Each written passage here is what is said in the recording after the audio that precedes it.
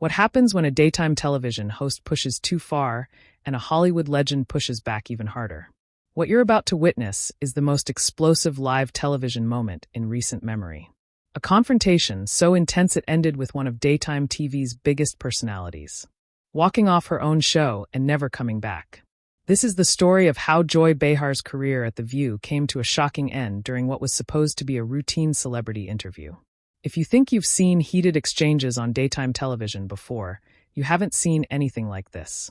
Make sure to subscribe and drop a comment telling us what you think really happened behind the scenes, because this story has layers that will blow your mind. The studio audience at The View was buzzing with anticipation as the show returned from commercial break. Joy Behar, sitting in her usual spot at the Hot Topics table, shuffled her notes one final time before looking directly into camera 2. She had that familiar glint in her eye, the one her longtime viewers knew meant she was about to stir the pot. "Welcome back to The View," Joy announced with her trademark New York accent cutting through the studio air. "We're here with Academy Award winner Kevin Spacey, who's joining us to discuss his upcoming independent film project." "Kevin, thank you for being here." Kevin Spacey, impeccably dressed in a charcoal gray suit, sat across from the panel with his hands folded calmly in his lap. His expression was polite but guarded, the kind of carefully controlled demeanor that had served him well throughout his decades in Hollywood. "Thank you for having me, Joy," Kevin replied, his voice smooth and measured. "It's always interesting to be on live television." The word interesting seemed to hang in the air for a moment longer than necessary. Joy leaned forward slightly, her pen tapping against her notepad in a rhythmic pattern that regular viewers would recognize as her tell when she was about to go off script. "You know, Kevin, I have to ask," Joy began, her voice taking on that particular tone she used when she was about to make things uncomfortable. "There's been a lot of talk about accountability in Hollywood lately. How do you personally define redemption?" The question landed like a stone dropped into still water. Kevin's jaw tightened almost imperceptibly, but his media-trained smile remained firmly in place. "Well, Joy, I think redemption is about the work we do moving forward," Kevin answered carefully. "It's about contributing positively to the artistic community and focusing on the craft that brought us all together in the first place." "But is it really that simple?" Joy pressed, her voice growing sharper. "Can someone just decide they've moved forward and expect everyone else to move with them?" The studio audience had grown noticeably quieter. Even the other co-hosts seemed to sense that Joy was venturing into territory that hadn't been discussed during the pre-production meeting. Kevin uncrossed his legs and leaned back in his chair, his composure still intact, but his eyes now focused entirely on Joy. "I think, Joy, that we live in a society where people are allowed to rebuild their lives. That's what I'm doing. Focusing on my work and the projects that matter to me, right? But what about the people who can't just rebuild?" Joy shot back, her voice rising slightly. "What about the people whose lives were affected by actions that some people in this industry have taken? Don't they deserve more than just someone saying they're focusing on their craft?" The tension in the studio was becoming palpable. Camera operators exchanged glances, and the show's producer could be seen frantically gesturing from the control booth. Though Joy seemed oblivious to the signals, Kevin's demeanor shifted almost imperceptibly. The polite smile faded, replaced by something cooler, more calculating. "Joy, I came here today to talk about my new film, which deals with themes of human resilience and artistic expression. I'm not sure what specific situations you're referring to, but I think it's important that we don't make assumptions about people's experiences or motivations." "Oh, I'm not making assumptions," Joy replied, her voice now carrying the full force of her confrontational style. "I'm asking direct questions about accountability, something that seems to be in short supply these days, especially among people who think their talent gives them a free pass." The words hit their mark. Kevin's hands, which had been resting calmly in his lap, now gripped the arms of his chair. His voice, when he spoke, carried a new edge that hadn't been there moments before. "Joy, I need to stop you right there," Kevin said, his tone still controlled, but with an unmistakable firmness. "You're making some very serious implications on live television, and I think you need to be very careful about the territory you're walking into." But Joy was in full attack mode now, the kind of confrontational stance that had made her a polarizing figure in daytime television. "I'm being careful, Kevin. I'm being careful to ask the questions that need to be asked. The questions that maybe other people have been too intimidated to ask." "Round intimidated," Kevin repeated, his eyebrows raising slightly. That's an interesting choice of words, Joy. Are you suggesting that other interviewers have been intimidated by me? I'm suggesting that maybe it's time someone asked the hard questions without worrying about ruffling feathers, Joy fired back. Maybe it's time someone said what everyone else is thinking. Kevin was quiet for a long moment, and the silence stretched across the studio like a taut wire. When he finally spoke, his voice was dangerously quiet. And what exactly is it that you think everyone is thinking, Joy? The question hung in the air like a challenge. Joy's co-hosts were now openly uncomfortable, shifting in their seats and exchanging worried glances. The audience seemed to sense that they were witnessing something that was spiraling far beyond a typical daytime television interview. Joy, however, seemed energized by the confrontation. I think everyone is wondering how someone can just show up and expect to be treated like nothing ever happened. I think people are wondering about accountability, about consequences, about whether talent really does give someone a free pass to just move on. Kevin's response, when it came, was delivered with the precision of a seasoned actor who knew exactly how to make every word count. Joy, let me ask you something, Kevin said, his voice now carrying a subtle but unmistakable threat. Do you really want to continue down this path on live television? Because once we go there, we can't go back, and I'm not sure you're prepared for where this conversation might lead. The threat in Kevin's voice was unmistakable, but Joy Behar had built her career on not backing down from confrontation. If anything, his warning seemed to fuel her determination to push even harder. Are you threatening me, Kevin? Joy asked, her voice cutting through the studio tension like a blade. Because if you are, I think our viewers deserve to know exactly what kind of person they're dealing with. Kevin's laugh was soft but completely devoid of humor. Threatening you. Joy, I'm trying to save you from yourself.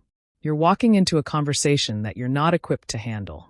Making accusations on live television without any regard for the consequences. The only consequences I'm worried about are the ones that happen when people don't speak the truth. Joy shot back, leaning forward in her chair. And the truth is that some people think they can just rehabilitate their image with a few interviews and expect everyone to forget what happened. What exactly do you think happened, Joy?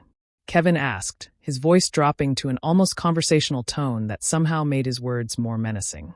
Because I'm very curious to hear what version of events you think you know. Joy's co-hosts were now openly trying to intervene. Whoopi could be seen making subtle hand gestures, trying to signal Joy to pull back, but Joy was completely focused on Kevin, as if the rest of the studio had disappeared.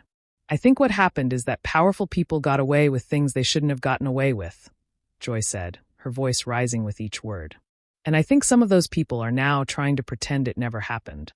Kevin was silent for a long moment, studying Joy with the intensity of someone calculating his next move. When he spoke, his voice carried the kind of quiet authority that had made him one of Hollywood's most compelling villains. Joy, you're making a very serious mistake right now, Kevin said slowly. You're confusing having a television show with having actual power. You're confusing being loud with being right. And you're about to learn the difference. Is that another threat? Joy demanded, her voice now loud enough that it echoed slightly in the studio. Because I've been threatened by better people than you, and I'm still here. No, Joy, it's not a threat, Kevin replied, his composure never wavering. It's a promise. You want to play this game? Let's play, but let's make sure we're both clear on the rules. The studio had fallen completely silent, except for the low hum of the cameras. Even the crew members had stopped moving, sensing that they were witnessing something unprecedented. What rules? Joy asked, though for the first time since the conversation began. There was a slight tremor in her voice. Kevin smiled, but it was the kind of smile that belonged in a thriller movie. The rules are simple, Joy. You want to talk about accountability? Let's talk about your accountability. You want to discuss people's past actions? Let's discuss yours. My past actions. Joy laughed, but the laugh sounded forced. What are you talking about? I'm talking about the fact that you've built your entire career on attacking people who can't fight back, Kevin said, his voice gaining momentum. I'm talking about the countless guests who've sat in that chair while you ambushed them with questions they weren't prepared for, accusations they couldn't defend against on live television. Joy's face was beginning to flush red. That's called journalism, Kevin. That's called asking the tough questions. No, Joy. That's called being a bully with a microphone, Kevin replied, his voice now carrying the full force of his theatrical training. And the difference between us is that I'm not going to sit here and let you do it to me. You can't intimidate me, Joy said. but her voice was noticeably less steady than it had been moments before. "I'm not trying to intimidate you," Kevin said calmly. "I'm simply pointing out that if you want to have a conversation about people's behavior, we should have an honest conversation. And honestly, Joy, your behavior over the years has been far more destructive than anything I've ever been accused of." The accusation hit Joy like a physical blow. Her mouth opened and closed several times before she found her voice again. "How dare you?" she managed to say. "How dare you sit there and try to turn this around on me?" "I'm not turning anything around," Kevin replied smoothly. "I'm simply responding to your questions with questions of my own. You asked about accountability. I'm asking about yours. You asked about consequences. I'm asking about the consequences of your actions over the years." Joy was now gripping the edge of the table so tightly that her knuckles had turned white. "My actions. I've spent my career speaking truth to power." "Your actions," Kevin repeated, his voice growing more forceful. "The guests you've destroyed with your ambush tactics. The careers you've damaged with your reckless accusations. The people who've left this studio feeling humiliated and violated because you thought it made for good television." "That's not," Joy started to say. But Kevin cut her off. "The young actors who came on this show to promote their first films and left feeling like they'd been attacked," Kevin continued, his voice building like a prosecutor making his closing argument. "The politicians who agreed to interviews and found themselves facing a hostile interrogation instead. The authors, the musicians, the directors who trusted this show and found themselves facing your particular brand of character assassination." Joy was now visibly shaken, her usual confidence completely eroded. "You don't know what you're talking about." "I know exactly what I'm talking about," Kevin said, leaning forward in his chair. "I know because I've spoken to some of those people. Joy, I know because the entertainment industry is smaller than you think. And people talk. They talk about the fear they feel when they're booked on this show. They talk about the anxiety they experience knowing they might face one of your ambush interviews." "That's," Joy began, but her voice cracked slightly. "That's what, Joy?" Kevin asked, pressing his advantage. "That's not true. Because I can give you names if you'd like. I can tell you about the young actress who had a panic attack in your green room. After you spent 10 minutes attacking her personal life instead of discussing her work. I can tell you about the musician who still won't do television interviews because of how you treated him on this show." Joy's face had gone from red to pale, and her hands were now trembling slightly. The other co-hosts were looking between Joy and the control booth, clearly desperate for someone to intervene. "You're lying," Joy said, but her voice was barely above a whisper. "Am I?" Kevin asked, his voice now deadly quiet. "Because here's the thing about accountability, Joy. It works both ways. You want to hold other people accountable for their actions, then you need to be held accountable for yours. And your actions over the years have been consistently cruel, consistently destructive, and consistently protected by the shield of this television show." Joy stood up suddenly, her chair rolling backward with the force of her movement. Her face was now a mixture of rage and something that looked dangerously close to panic. "I don't have to listen to this," she said, her voice shaking with emotion. "No, you don't," Kevin agreed, his voice returning to its earlier calm tone. "You can walk away. You can do what you've always done when someone finally stands up to you. You can run." The word run hung in the studio air like a gauntlet thrown down. Joy stood frozen behind the table, her chest rising and falling rapidly as she stared at Kevin with a mixture of fury and disbelief. "Run," Joy repeated, her voice cracking with emotion. "I've never run from anything in my life." "Haven't you?" Kevin asked, settling back in his chair with the confidence of someone who knew he had gained the upper hand. "What about the interview with the Broadway producer 3 years ago? The one where you made personal accusations that you couldn't back up, and when he started to defend himself, you suddenly had to go to commercial." Joy's face went completely white. "That's not what happened. Or the time with the documentary filmmaker," Kevin continued relentlessly. "The one who was trying to discuss her work about women's rights, but you spent the entire interview attacking her personal relationships instead. And when she started to push back, you suddenly developed technical difficulties." "Stop it," Joy whispered. But Kevin was nowhere near finished. "The environmental activist who came here to discuss climate change, but left after you spent 15 minutes grilling him about his divorce," Kevin went on, his voice gaining momentum like a freight train. "The cookbook author who broke down crying on live television because you decided her weight was more interesting than her recipes. The teenager who won a science competition and came here excited to share her work, only to have you spend the interview questioning whether her parents had done the work for her. With each example, Joy seemed to shrink further into herself. Her co-hosts were now openly staring as if seeing her for the first time. Those were legitimate questions, Joy managed to say, but her voice sounded hollow even to herself. Were they? Kevin asked, raising an eyebrow. Or were they the questions of someone who confused cruelty with journalism? Someone who thought that making people uncomfortable was the same thing as holding them accountable. Joy's hands were shaking now as she gripped the back of her chair. You don't understand what it's like to do this job. I understand exactly what it's like to do your job, Kevin replied coldly.